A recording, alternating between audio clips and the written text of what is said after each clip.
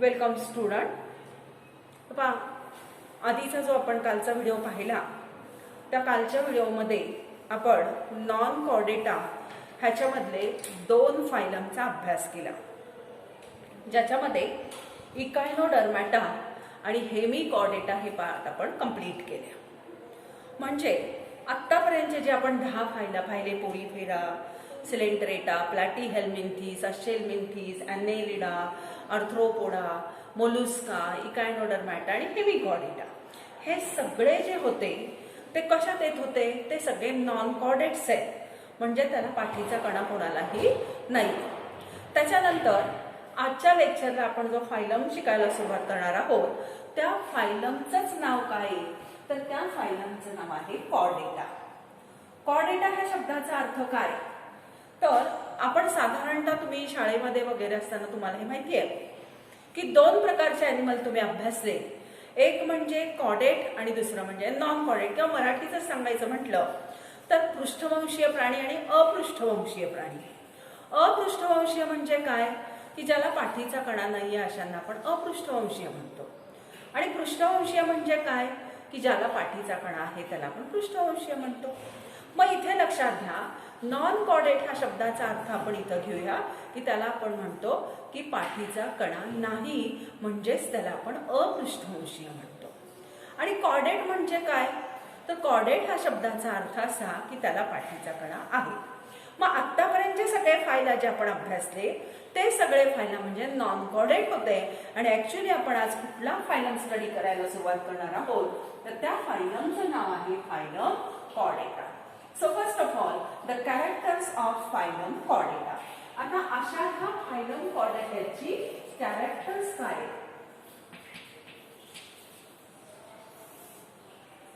हे आपल्याला पाहायचं. So the first character of phylum Chordata is all these animals, they are triploblastic, they are coelomate animal, they are bilaterally symmetrical animal, and their body shows tube within tube body plan. एक एक character आपण study करू. First character काय सांगितलं? Triploblastic. Second one is coelomate. आणि symmetry कुठली सांगितली? Bilateral. So these chordates, they are triploblastic, they are coelomate animals, and their body shows bilateral symmetry. आता हे सगळे कॅरेक्टर आपल्याला माहिती झालेले आहेत. Now, these animals shows tube within a tube body plan. So, there is presence of tube within tube body plan. म्हणजे काय? हे सगळं तुम्हाला शिकवून झालेलं आहे. Tube within tube body plan म्हणजे काय? तर ह्यांच्यामध्ये डायजेस्टिव्ह सिस्टीम ही कंप्लीट झालेली असते आणि it start with the mouth and ends as a anus. आणि अशी ही एक ट्यूब आहे आणि ती आपल्या बॉडीच्या ट्यूबमध्ये बसवलेली आहे. So that is known as a tube within tube body plan. मग असं कॅरेक्टर कोणाचं असतं? तर फायलम कॉर्डेटाचं असतं. त्याच्यानंतर दुसरं कॅरेक्टर बघा, notochord is present at least in the early embryonic life. So, presence of notochord. Second character is presence of notochord in or at least in early embryonic life. म्हणजे ह्यांच्यामध्ये थोडंसं हार्ड असणारं कार्टिलॅजिनस असा rod present असतो. कमीत कमी तो त्यांच्या अर्ली लाईफ स्टेजमध्ये, एम्ब्रिओच्या लाईफमध्ये सुद्धा अर्लीमध्ये तो प्रेझेंट असतो. मग हे नोटोकॉर्ड प्रेझेंट असणं कधी, मग तो एम्ब्रिओनिक लाईफमध्ये असू दे नंतर असू दे, हे नोटोकॉर्ड प्रेझेंट असणं म्हणजेच हे कशाचं कॅरेक्टर आहे? तर हे कॉर्डेटाचं कॅरेक्टर आहे. So the presence of notochord at least in early embryonic life.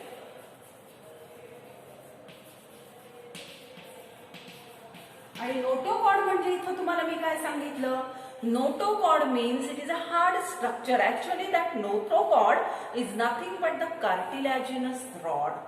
Cartilage पासून तयार झालेला हा एक रॉड आहे. आता तुम्हाला कार्टिलेज आणि बोन म्हणजे काय होते कळतं की नाही मला माहित नाही, पण बोन म्हणजे काय मी सांगेन. तुमच्या हातामध्ये हे जे हार्ड स्ट्रक्चर लागतं त्याला बोन म्हणायचं. आणि कार्टिलेज कशाला म्हणायचं, तर तुमच्या कानामध्ये हे जे लवचिक पोर्शन तुम्हाला जाणवतो ते म्हणजे काय, तर कार्टिलेज. मग नोटोकॉड काय आहे, तर तसा कार्टिलेज पासून तयार झालेला तो रॉड आहे.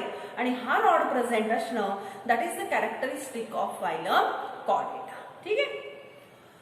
त्याच्यानंतर पुढचं कॅरेक्टर घ्या, pharyngeal gill slits are present. So the next character please. Pharyngeal gill slits present. म्हणजे फॅरिंग्सचा जो रिजन आहे, आता गिल्स म्हटलं की आपल्याला फिश मधले गिल्स माहिती आहेत सगळ्यांना, फॅरिंग्स मध्येच असतात. पण कॉर्डेटामध्ये जे सगळे अॅनिमल येतात त्यांच्या फॅरिंग्स रिजन मध्ये म्हणजे इथल्या बाजूला अशा कप्पे कप्पे असल्यासारखे, खाचा असल्यासारखे असतात, त्याला आपण गिल स्लिट्स म्हणतो. आणि हे सगळ्या कॉर्डेटमध्ये प्रेझेंट असतं. काहींच्या मध्ये थ्रोट लाईक प्रेझेंट आहे, पण काहींच्या मध्ये जर तुम्ही बघितलं तर एम्ब्रियोनिक स्टेजेस मध्ये फक्त हे गिल स्लिट्स प्रेझेंट असतील. पण केव्हा ना केव्हा कॉर्डेट मध्ये असणाऱ्या अॅनिमल मध्ये गिल स्लिट्स ह्या प्रेझेंट असतातच. Next character, these animals shows closed type of circulatory system.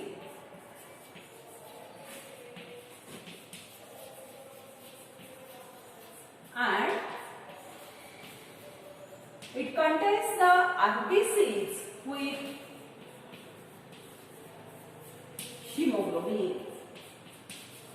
लक्षात घ्या, सर्क्युलेटरी सिस्टीम जर कॉर्डेट मध्ये कुठली आहे तुम्ही पाहिलं तर कॉर्डेट मध्ये प्रेझेंट असणारी सर्क्युलेटरी सिस्टीम ही क्लोज टाईपची आहे. म्हणजे काय, तर दोन प्रकारच्या सर्क्युलेटरी सिस्टीम्स असतात. एक म्हणजे ओपन सर्क्युलेशन असतं आणि दुसरं म्हणजे क्लोज सर्क्युलेशन असतं. आता क्लोज सर्क्युलेशन म्हणजे काय, तर ज्या वेळेला आपल्या हार्टमधून ब्लड निघतं, तुम्हाला साधं मी मराठीत सांगते, प्रत्येक पेशीला ते ब्लड तुमच्या शरीराच्या पोहोचवलं जातं. मग पोहोचवताना हार्ट पासून मोठ्या आर्टरीज असतात, त्याच्यापासून छोट्या छोटे छोटे छोटे अशा ब्रांचेस होत असतात आणि शेवटी केसासारख्या असणाऱ्या कॅपिलरीज तयार होतात आणि ह्या कॅपिलरींच्या मार्फत तुमच्या पेशींना ब्लड सप्लाय केला जातो. कुठंही हे ब्लड ह्या सिस्टीम किंवा ही थोडक्यात आपण म्हणूया बॉडीमध्ये असणारी पाईपलाईनच आहे. आपल्या हार्ट पासून ब्लड येणं, त्या व्हेसल्स मधून येणं, पेशीला मिळणं, पुन्हा व्हेसल्स मधून हार्टला जाणं, अशी एक क्लोज सिस्टीम असते. ते ब्लड ती सिस्टीम सोडून बाहेर येणार नाही. अशा प्रकारची जी सिस्टीम असते बॉडीमध्ये सर्क्युलेटरी, तिला म्हटलं जातं close type of circulatory system. ह्याचे डिटेल्स आपण नंतर पाहणार आहोत, पण आता एवढंच फक्त लक्षात घ्या.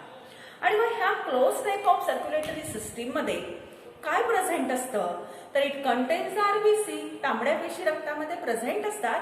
आणि त्या तांबड्या पेशीमध्ये काय प्रेझेंट असतं, it contains the haemoglobin. Haemoglobin बद्दल किमान नाव तरी ऐकून असाल की हा हिमोग्लोबिन म्हणजे काय आहे, तर हिमोग्लोबिन हा रेस्पिरेटरी पिगमेंट आहे.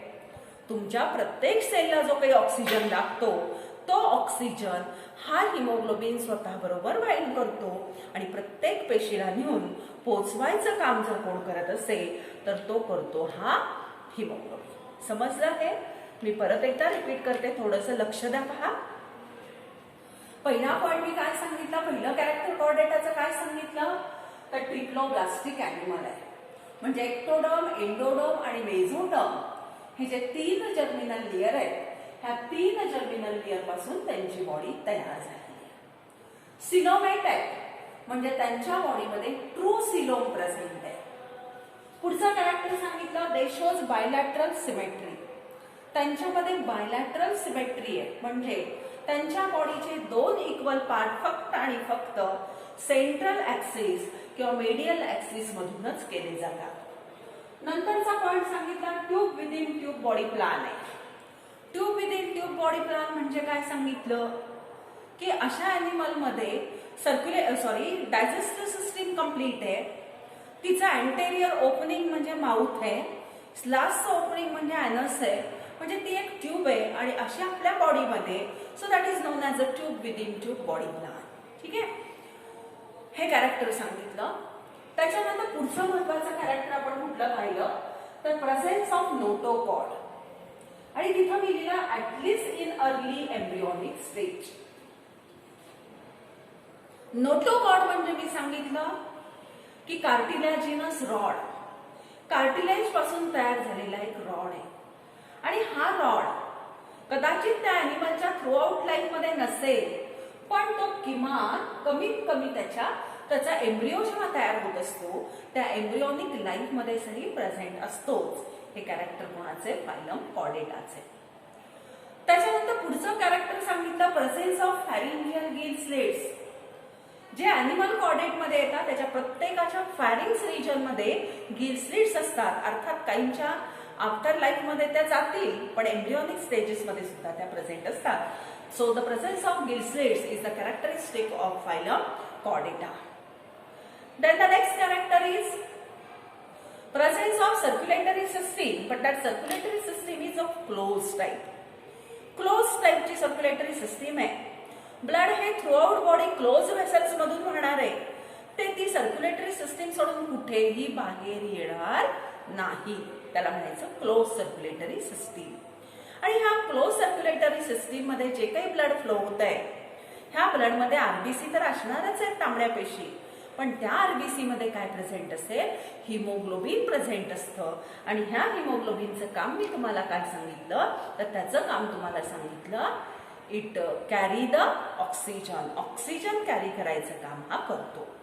आता हा जो फायलम कॉर्डेटा आहे त्याचा सब फायलम आपल्याला बघायचा आहे, आणि तो सब फायलम आहे Vertebrata. So subphylum is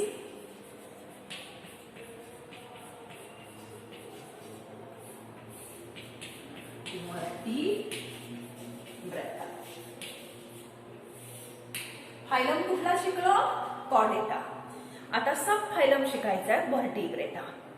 so what is mean by व्हर्टिब्रेटा?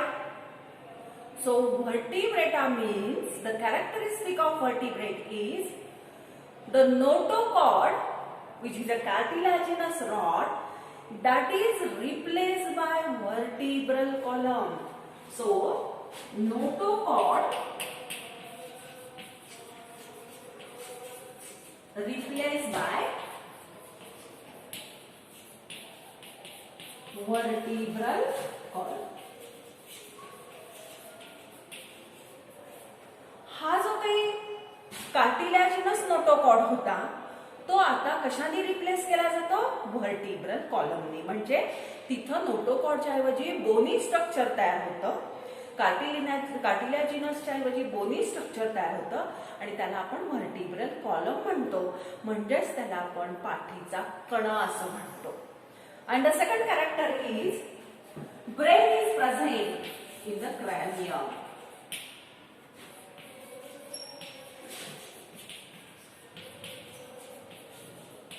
क्रॅनियम म्हणजे काय?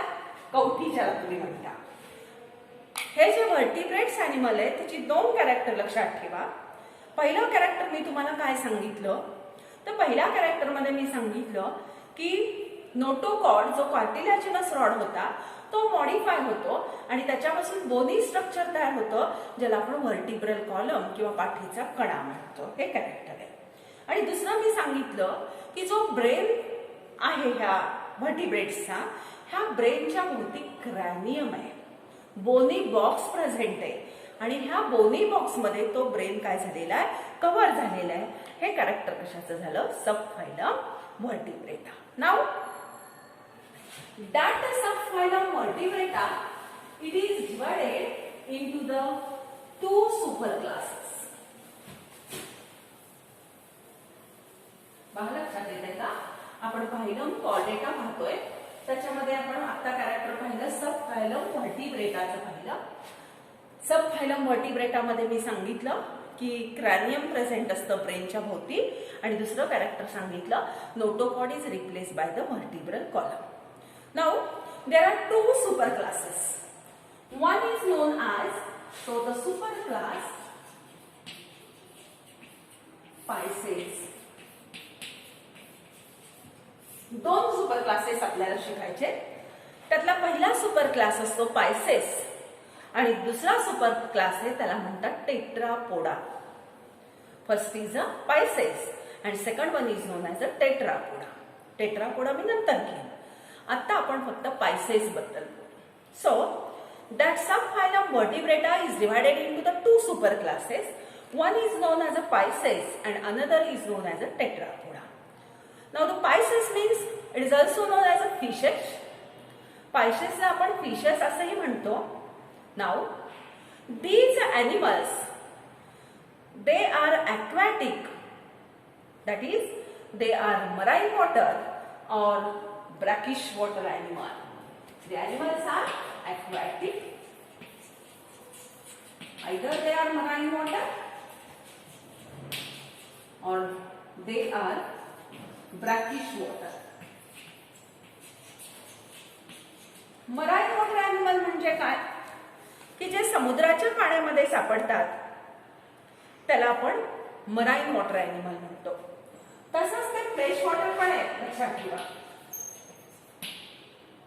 म्हणजे गोड्या पाण्यामध्ये सापडतात, खाऱ्या पाण्यामध्ये सापडतात. गोडं पाणी म्हणजे फ्रेश वॉटर, खारं पाणी म्हणजे मराईन वॉटर आणि ब्रॅकिश वॉटर म्हणजे काय खाडीचं पाणी. समुद्र आणि नदी मिळून जो एरिया असतो तिथलं जे वॉटर असतं त्या वॉटरला आपण काय म्हणतो ब्रॅकिश वॉटर म्हणतो. त्यामुळे ते लक्षात ठेवा. हे ॲनिमल पायसेस मध्ये येणारे सगळे ॲनिमल ॲक्वॅटिक असतील. Either they are fresh water, marine water और ब्रॅकिश वॉटर ॲनिमल. ठीक आहे. पुढचा कॅरेक्टर घ्या. They are poikilothermic. Second one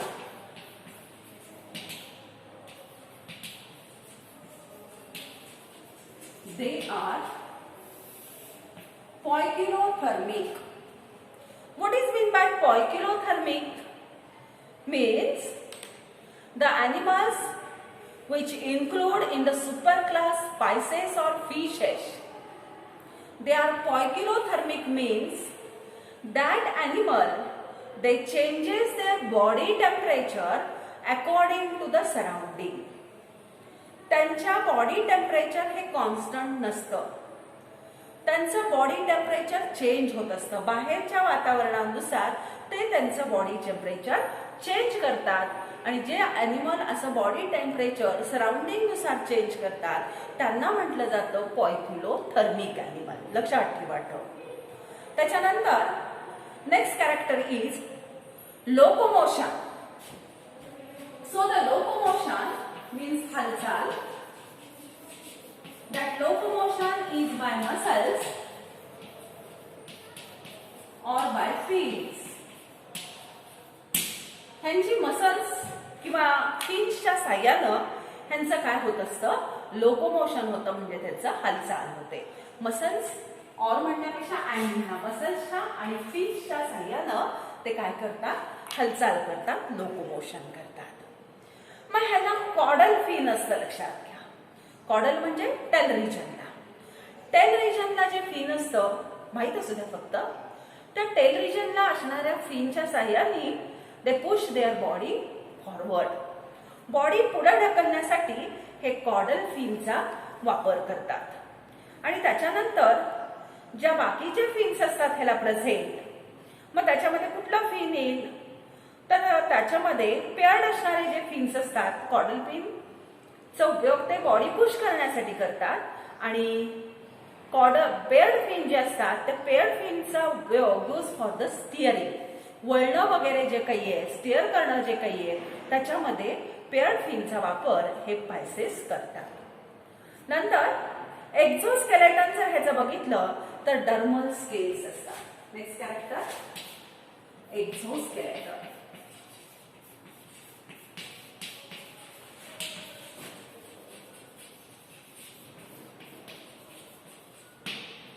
exoskeleton म्हणजे काय? बॉडीच्या बाहेर प्रेझेंट असणारं स्केलेटन. एंडोस्केलेटन म्हणजे काय? बॉडीच्या आतमध्ये असणारं स्केलेटन. मग बॉडीच्या आत कोण आहे? बोन्स आहेत, कार्टिलेज आहेत. पण बॉडीच्या बाहेर स्केलेटन कुठलं आहे? तुम्हाला कुठलं स्केलेटन प्रेझेंट आहे? एक्झोस्केलेटन. तुम्हाला हेअर्स आहेत, तुम्हाला नेल्स आहेत, बरोबर आहे की नाही?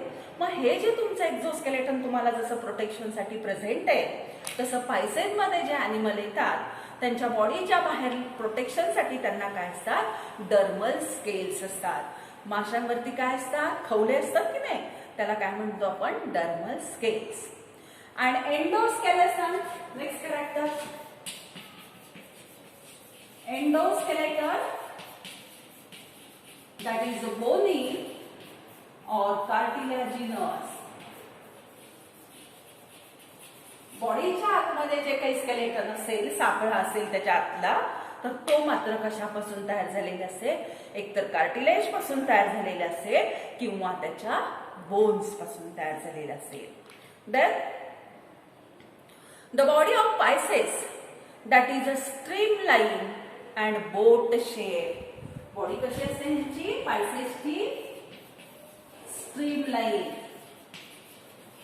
and boat shape. बोटच्या आकाराची असते की नाही? म्हणजे मध्ये फुगीर असेल, अशी फुगीर असेल आणि दोन्ही टोकं कशी होतील? निमुळती होतील. ह्याला म्हणायचं स्ट्रीमलाइन बॉडी किंवा बोट शेप बॉडी. आणि ही कशासाठी असते? असा शेप का असतो माशांचा? तर for reduce resistance during swimming. Swimming करत असताना जो काही रेझिस्टन्स आहे तो कमी करण्यासाठी ह्याची बॉडी कशी असते? स्ट्रीमलाइन असते किंवा बोट शेप असते. ठीक आहे. Next, mouth is terminal or ventral. पहा, माउथ कुठं असतं ह्यांचं फिशेसचं? एकतर ते टर्मिनल असेल किंवा ते व्हेंट्रल असेल.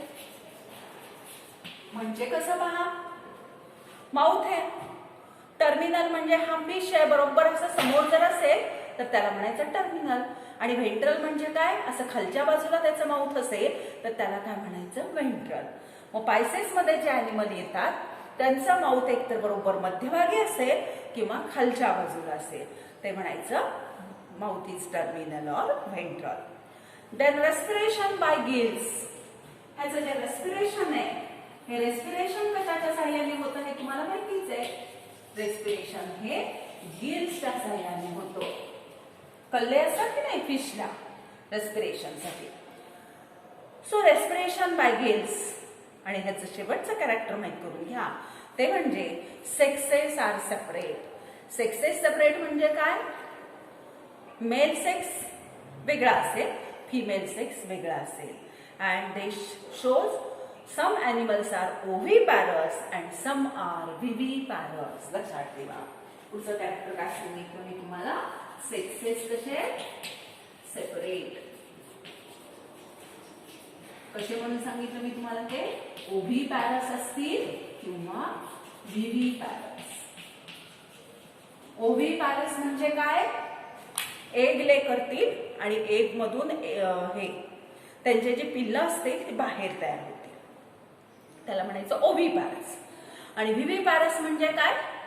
की ती पिल्लं डायरेक्टली बर्थ, ती मदर जर त्या पिल्लांना डायरेक्टली बर्थ देत असेल, आईच्या बॉडीमध्ये त्याची डेव्हलपमेंट होत असेल पिल्लांची, तर त्याला म्हणायचं विव्हिपॅरस. म्हणजे फिशेस किंवा पायसेस हे ओव्हिपॅरस पण असतील, एग ले करून त्याच्यातून पिल्लं बाहेर पडत असतील, किंवा विव्हिपॅरस असतील म्हणजे त्याच्या स्वतःच्या बॉडीमध्ये पिल्लांना तयार करून बर्थ मिळत असेल. लक्षात आलं?